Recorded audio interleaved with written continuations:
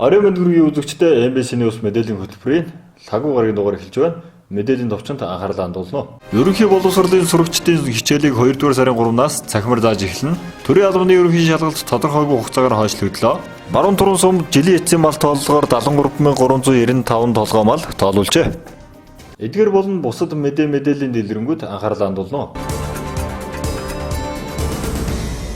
Эхний мэдээ Улсын онцгой комиссийн гаргасан шийдвэрийн дагуу 1-р сарын 27-ноос ерөнхий боловсролын сургуулийн өмнөх боловсролын хичээлийн үйл ажиллагааг зогсоосонтой холбоотойгоор боловсрол соёл урлаг спортын яамнаас сурагчдын амралтын хугацаанд дах хичээлийг 2-р сарын 3-наас цахимаар нөхөн орох албан ёсны шийдвэр гаргалаа. Улсын онцгой комиссийн гаргасан шийдвэрийн дагуу 1-р сарын 27-ноос ерөнхий боловсролын сургуулийн өмнөх боловсролын хичээлийн үйл ажиллагааг зогсоосон юм. Энэхүү ажлын хүрээнд боловсрол соёл урлаг спортын яамнаас сурагчдын амралтын хугацаанд дах хичээлийг цахимаар нөхөж орох албан ёсны шийдвэрийн дагуу сурагчдын амралтын 10 өдрийн хичээлийг 2-р сарын 3-наас 2-р сарын 14-ний өдрийг хүртэл 12 телевизийн сувгаар цахимаар зохион байгуулж бага ангийн 9 хичээл, 6-аас 9-р ангийн 18 хичээл, 10-аас 12 дугаар ангийн 14 хичээлийг ерөнхий боловсролын сургуулийн сурагчдад хүргэх бол сургуулийн өмнөх боловсролын хичээлийн үйл ажиллагааг NTV телевизээр зохион байгуулан явуулах юм а. За улсын онцгой комиссаас гаргасан шийдвэрийн дагуу 1 сарын 27-ноос 3 сарын 2-ны хүртэл ерөнхий боловсролын сургуулийн өмнөх боловсролын хичээл үйл ажиллагааг зогсоосон байгаа. За энэ хүрээнд боловсрол соёлын тухайн спортын яамнаас энэ тасарсан хичээлүүдийг хэрхэн нөхөж зохион байгуулах талаар албан ёсны мэдээллийг бол манад ирүүлсэн байгаа. За тэгэхээр зэрэг 1 сарын 27-ноос 3 сарын 20 хүртэл нийт 4-7 хоног буюу 20 өдрийн хичээл тасарч байгаа. За энэ 20 өдрийн хичээлийн 10 өдрийн хичээлийг нь 2 сарын 3-наас 14-ний өдөр нийт 12 телевизээр бол нөхөж теле хичээл зохион байгуулна. За мөн 3-4-р сард 5 бямб гарагт хичээлнэ. За мөн 3-р улирлын 21 хөдөө орнот 21-7 хоног амархаас 14 хоног болгож бууруулж байгаа. Ингээд өөрөөр хэлбэл 20 өдрийн хичээлийг нөхөж зохион байгуулнаа. За 10 хоногийн хичээлийг нийт бага ангид бол 9 хичээл, 6-аас 9-р ангид 18 хичээл, 10-аас 12 дугаар ангид 14 хичээлийг нийт 12 телевизээр бол зохион байгуулахаар байгаа. Ингээд би та бүхэнд хуваарийг танилцуулъя. За 1-р ангийн хичээлийг 25 дугаар телевизээр, 2-р ангийн хичээлийг C1 телевизээр, 3-р ангийн хичээлийг эх орон телевизээр, 4-р ангийн хичээлийг UBS телевиз, 5-р ангийн хичээлийг ETV, 6-р ангийн хичээлийг TV5, 7-р ангийн хичээлийг боловсрол телевиз, 8-р ангийн хичээлийг TV8, 9-р ангийн хичээлийг TV9, 10-р ангийн хичээлийг SBN телевиз, 11-р ангийн хичээл Eagle телевиз, 12-р ангийн хичээл Монгол HD телевиз. За цэцэрлэгийн буюу сургуулийн өмнөх боловсролын хичээл үйл ажиллагааг NTV телевизээр бол зохион байгуулахар болж байгаа. За инхээр зэрэг нийт эцэгчүүд маань тэр тухайн цагууд дээр нь хүүхдийнхээ хичээлийг хүүхдүүдэд тэр телевизийг үзүүлж хичээл үйл ажиллагаанд нь оролцуулах боломжийг бүрдүүлж эхийг та бүхнээс хүсэж байна. Эцэг эхчүүдийг хүүхдтэй цаг гаргана, хичээлийг зохион байгуулан явуулах телевизийн сувг хичээлийн хуваарьт хяналт тавьж, цахимаар заах хичээлд хүүхдийн нийтвэх анхаарал болон хичээлийг ойлгох ойлголт ямар байгаа тал дээр анхаарал ихээр хандуулахыг холбогдох албан газраас анхаарууллаа.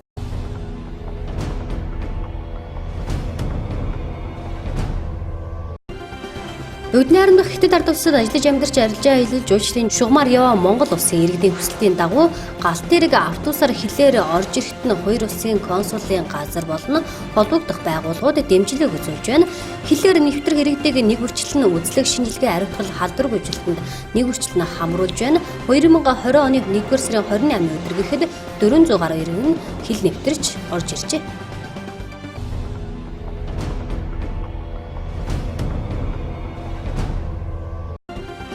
Дундгой аймгийн Сайн цагаан сумын засаг даргын захирамжаар хүнсний худалдаа үйлчилгээ нийтийн хоол сургуулийн цэцэрлэг дотор байр айл өрхүүдэд хэрэглэж байгаа хүний эрүүл мэндэд хортой сөрөг нөлөөтэй тогтоогдсон зориултын бус хувийн цэр савыг хүнсэнд хэрэглэхийг хориглох шийдвэр гаргасан байна. Зориултын бус хувийн цэр савны олдооц их үн хямд байдаг учраас хэрэглээ их байгаа юм. Тодруулбал үндэсний ус сүү айраг зэрэг хүнсийн шингэн бүтээгдэхүүнийг хадгалах тээвэрлэхэд зориултын бус савыг өргөнөөр хэрэглэж байна.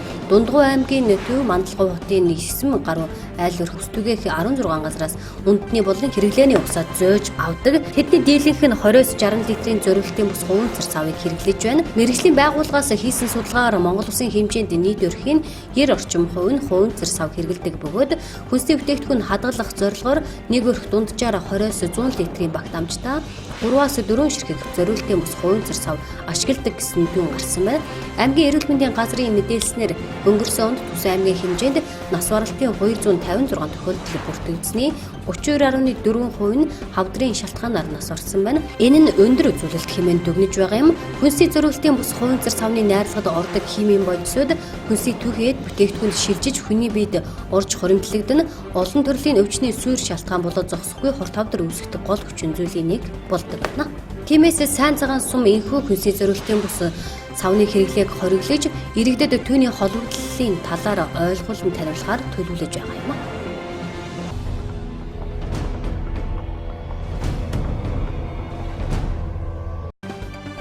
Онгарсаар улсын хэмжээнд өнөөдрийн байдлаар 413 удаагийн ахуйн галт төмөр гарч төмрийн улмаас 16 хүн амнасаа алдсан байна. Үүний 14 нь том хүн, 2 нь хүүхэд байгаа юм. Галт төмрийн шалтгаан нөхцөл нь айл өрхүүдэд ашиглагдж байгаа пишин зуухны гэмтэл, хит галлалгаа, ил задгаа асгасан цогтой өнс нурам, хараа хилдэггүй орхисон бага насны хүүхэд, иргэдийн болгоомжгүй үйл ажиллагаа, зориултын бус цахилгаан утасны ашиглалт, цахилгаан хэлхээний хит ачаалал зэрэг хөөхний санамсар болгоомжгүй байдлаас үүдэж байна. Иймд бага насны хүүхдийг хараа хилдэггүй эртэн цойжилж үлдээх байх. Пишин зуух яндангийн эвдрэл гэмтлийг засаж хөөхөд өгөрчөө төлөвлөдөх гэмтгээс сэргийлэх цахилгааны утас залгуур ил гарах зүйлс шатах туслах материалыг бага насны хүүхдээс хол байлгах. Халуун үнс нурам галтаа хог хаягдлыг хогийн ил цэгт хаяхгүй байх, шингэрүүлсэн шатдаг хийгээр болон цахилгаанаар ажилтдаг тулга зуухыг ашиглахдаа аюулгүй ажиллагааны дүрм журмыг баримтлах. Цахилгаан халагуураар халагчийг ашиглахдаа цахилгаан шилтийн дүрм журмыг мөрдөг аюулгүй ажиллагааны зааварчилгаан, авах мэргэжлийн цахилгаанчаар холбоолох холбогдох байгууллагаас өгч байгаа заавар зүйл хэмжээг дагаж мөрдөх, гараж ил зогсоолд авах машинаа байрлуулахдаа галын аюулгүй зайн хэмжээг баримтлах, аж ахуйн нэгж байгууллагууд барилга байгууламжийн галын аюулгүй байдал, гал унтраах автомат тоног төхөөрөмж тохиолдол, гал унтраах анхан шатны багаж хэрэгслийн бэлэн байдлыг хамгааж, хяналтын камер хамгаалтыг сайжруулах, яаралтай үед холбогдох утасны жагсаалтыг тодотгох, гал унтраах тусгай зориултын автомашин хүрэлцэн очих зам гарц барилга байгууламжийн авралтын зам гарцыг чөлөөтэй байлгахыг онцгой байдлын ерөнхий газраас анхааруулж байна.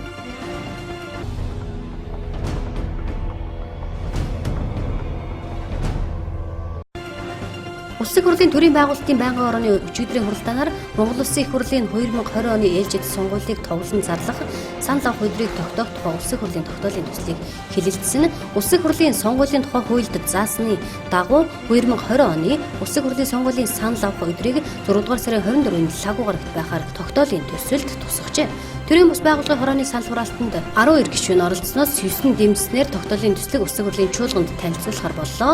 Энэ үеэр сонгуулийн ерөнхий хорооны дарга содонд орж сонгуулийн санал авах хугацааны хувьд 6 дугаар сарын 24-нд санал оруулж байна. Лагуу гариг илүү тохиромжтой пүрэв баасан гаригт тогтоохоор амралтын өдөртөө давцаад хүмүүс амарчдаг 6 дугаар сарын 24-нд тогтвол бид дараагийн оройд хийн гэсэн юм.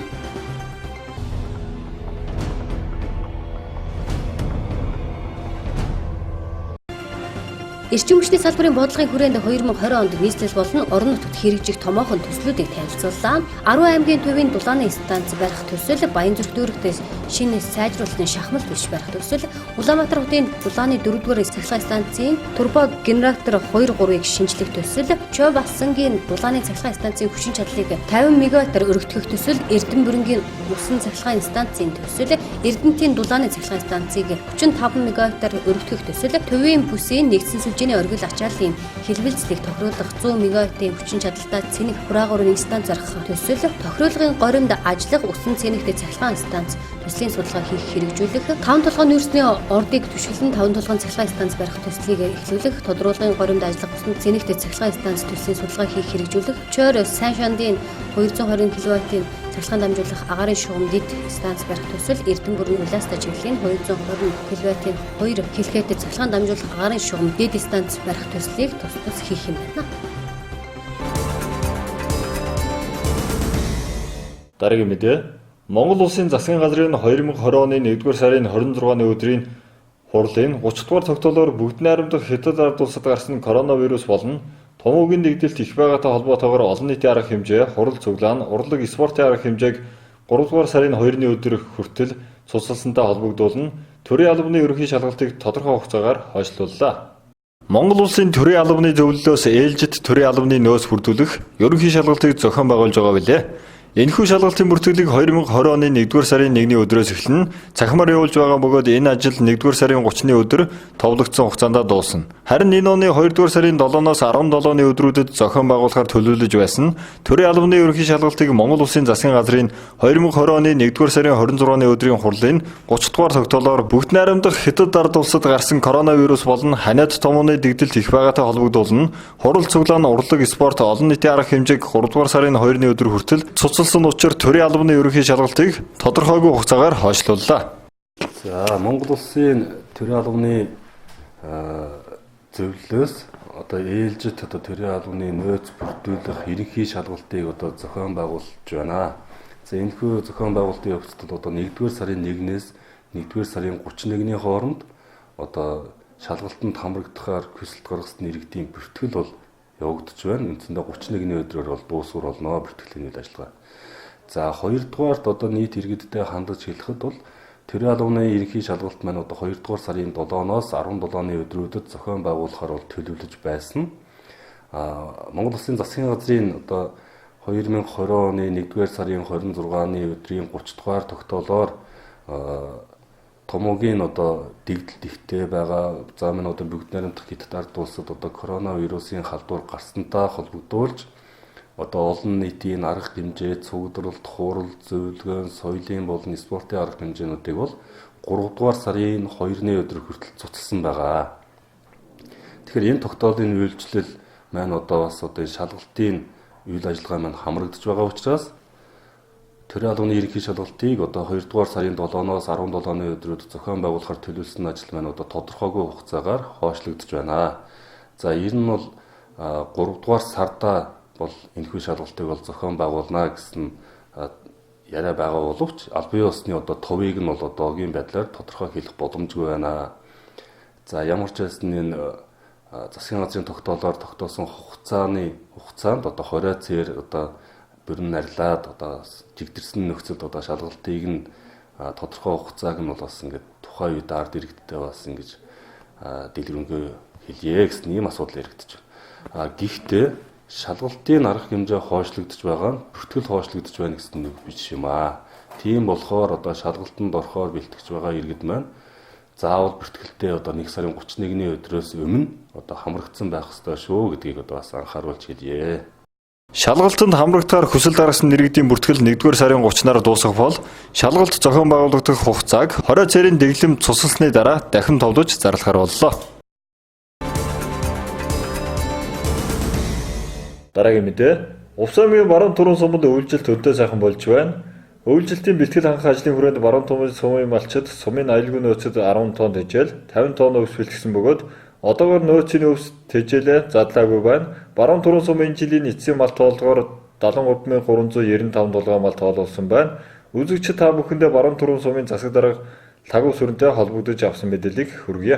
За баруун түрүүн суманд үйлчлэлт хэр болж байна? Цасны зузаан хэр байна? Баруун түрүүн сум өнгөрсөн бас жилийн эцсийн мал тоолгоор кичнээн толгой мал тоолуулв. Баруун түрүүн суманд ойр сумаас ямар сум дотроор бас утар нүүдэл хийж өвлжиж байна. Баруун түрүүн сумаас гадагшаа сумуудад утар нүүдэл хийж байгаа малчид бас байна уу? Энэ талаар бас мэдээлэл өгөхгүй юу? За Увсамгийн баруун түрүүн сум 2019 оны эцсээр 73395 дулгаан мал тоолуулсан.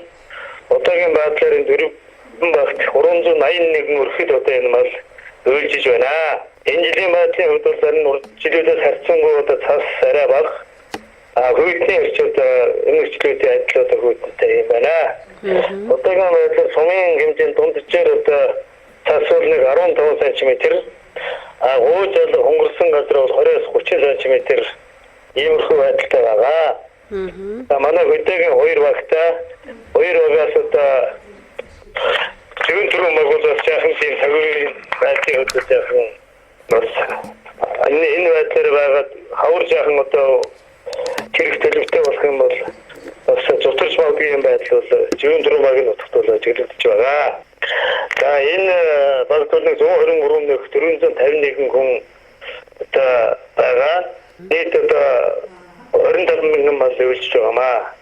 За тэгээ бид нэр энэ хөдөлгөөн хоёр өгөөдөр бол үйлчлэлтийн ажлын байдалтай сумын одоо ажлын хэсэг байгуулагдаж ажиллаж байдаг энэ ажлын хэсгийн гишүүдээс хөдөлгөөн ажил байдалтай сая явж танилцсан. Тэгэхээр байдлаар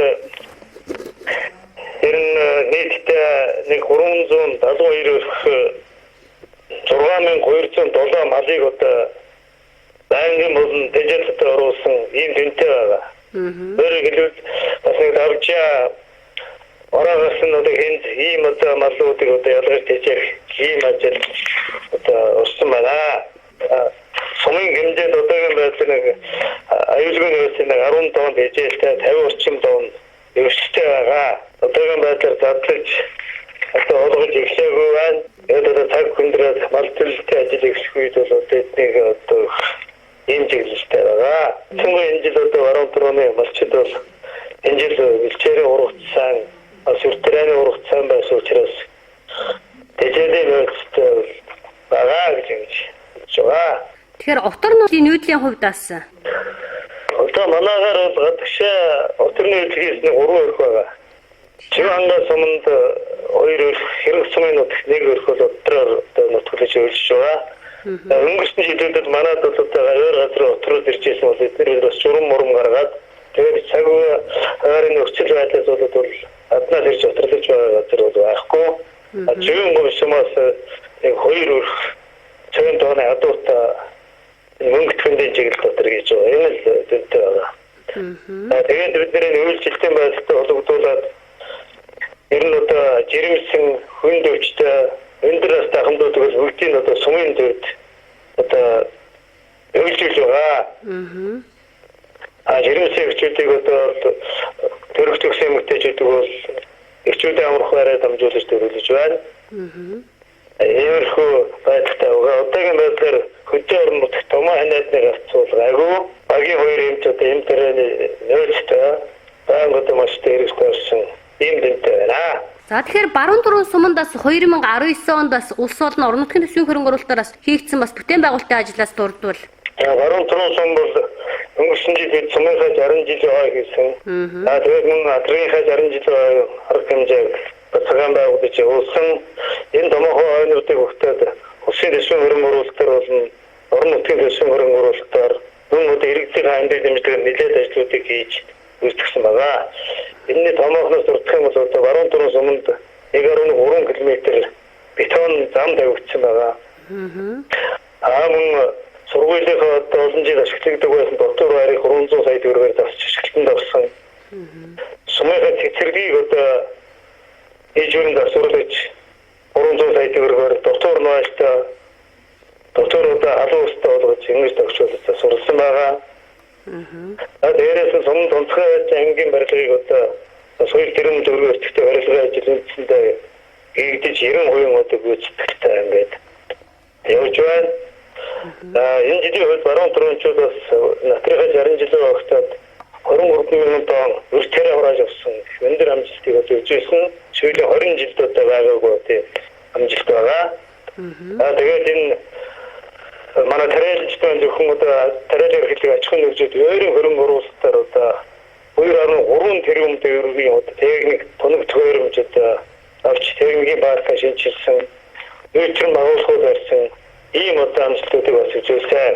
Одоо төр засгийн бодлогын дэвшин тавьж байгаа устгаатай газар тариалан зэрэг чиглэлээр бас 2.3 тэрбум төгрөгийн одоо хөрөнгө оруулалт ажил хийгдэж 500-600 гагийн одоо шинэ услын системүүдийг тавьсан. Гэхдээ одоо томоохон амжилтуудыг гаргаж ажилласан.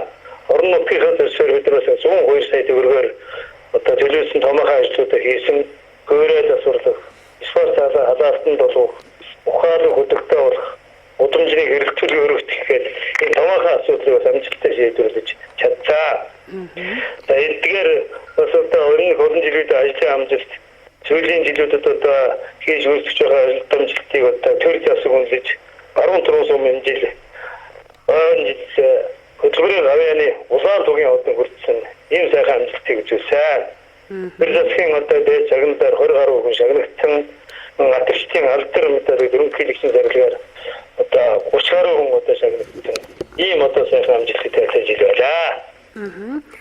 За тэгэхээр 2020 оноос баруун дуран суманд бас ямар томоохон бүтээн байгуулалтын ажил хийхээр төлөвлөгдөд байна энэ талаар. За 2020 онд бид нэр уран нутгийн хөгжлийн сангаар нэг 102 сая төгрөгийн 10-аад төслөөр арга хэмжээ сангуулж гинэ.